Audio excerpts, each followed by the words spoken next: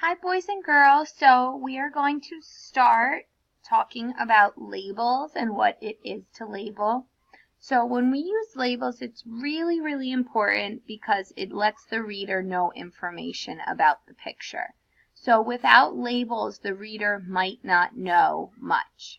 Not only do labels help the reader when we're writing, but it just helps us to know information in general. So even if you notice around the classroom, we have our books labeled, we have our math bins labeled, we have supplies labeled, your pencil boxes with your name on it. Just having things labeled gives us information. We know what it is, or we know whose it is, and it is really helpful to have things labeled. So now that you've watched some videos about other people labeling, I want to show you how to label if you ever go and label something. So right now we have a picture of a school, we have some trees, we have a person, and we have different details on the school. So if you were to draw this picture, it would be really important for your reader to know what the different parts of your picture are, because sometimes it's difficult for someone who isn't used to your drawings, or maybe you're writing and they need to know. So right now I'm going to show you how easy it is to label your picture so that you're able to do it on your own. We're going to do this for a couple different pictures. So we have some words on the side that we can drag to the picture. That's also a way that we can label if we're not writing. So we have roof, windows, school, clock, door, tree, and run. So the main thing is I'm going to look at the building in the picture, and I know that this is a school based off of the words I have here. All the other words don't really make sense, so I'm going to label the school, and I know that this word says school because it starts with an S. So I'm going to sit, I'm going to drag, and here I drag it right over to the school. So next I want to, I'll maybe drag it down here a little more so we have more of an option. I also have, so now I have the word roof. I'm going to take the word, I drag it to the roof. Windows, so I can just pick one window since there are multiple windows. I can drag to windows. Maybe I'll put it somewhere over here so that it's easier to read. I have a clock, so I can label the clock. Clock is right here. I have the door. I have the tree.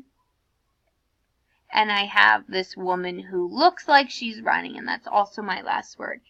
If you're looking to make labels of your own, something easy that you can also do is that you can create lines that branch out from your picture so that the words are not on top of other objects and they're easier to read. So for example, I'm going to just make a line right here. If I make this line, now I can have it pointing to the roof without it being in the way of another word, and it's a little easier to know. So I'll do that for some of the other objects too. So especially for the school, so we know that this whole building's a school, I can draw that line, drag the word. Same for the clock. The clock, it's a little hard to see because of the black outlining, so I'm going to drag the word now that I've made the line. The door, I can make a line from the door. Now I'm going to drag the word over. I have the tree, so I can drag now that I've made the line. Windows, especially now I can kind of connect to this window over here. And then run, I can kind of connect from the person. So as you can see, having these lines just organizes the picture a little more. It makes the labels a little easier to see. You're not overlapping. It just is a more organized way for you to label your picture. So when you go off to label your own picture, I would like you using these lines just because it makes it easier for the reader to see. Also, so we have this picture of the school. Now we're going to go to the next picture, And we could label this birthday picture. I'd like to do a different picture instead. I'd like to label the playground because this is something that's very familiar to us, and it also is most likely a scene that you're going to draw in some of your pictures. So we aren't going to use all of these words, but we are going to label the main things that are in this picture. So I'm going to use lines again because it's the easiest way. So first I'm going to draw a line from the swings. So I draw a line from the swings. Now I'm going to take the word swings and drag it over. So whoever's looking at this picture now knows, okay, here are the swings. Same with, I'm going to take a line from the slide. I'm going to drag. So now my reader knows, okay, this is a picture of the slide. We have the seesaw. I'm going to take a line, draw from the seesaw so we know. Drag over the word.